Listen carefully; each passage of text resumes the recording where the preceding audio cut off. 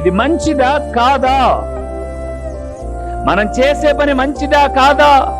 ఎవరు చెప్పాల్సిన అవసరం, పాస్టర్ గారు మైకు పెట్టి అరసాల్సిన పనుల. మనం చేసేదేదో మనకు తెలుసు.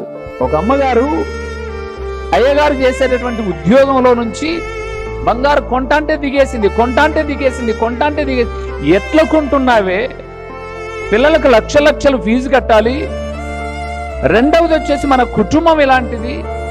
నీకు వచ్చే జీతం ఎంత, నువ్వు ఎలాగుంటున్నావు అంటే మనవాడు లంచం తీసుకుంటున్నాడు. వేసిందంతా వేశాడు. ఒకరోజు చిన్నది ఒక 5,000 లంచంలో దొరికాడు.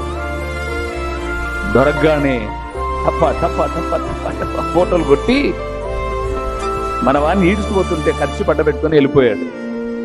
ఇంకా ఏమేమి అక్రమాస్తులున్నాయో అమ్మ మెడలో వేసిన పసుపు బొట్టు తప్ప అన్నీ ఓడవీకి లోపల పెట్టారు. నీచమేది, ఘనమేది? అందుకే దేవుని బిడ్డలు ఏం తెలుసుకోవాలి? ఏది నీచమో ఏది ఘనమో తెలుసుకోవాలి.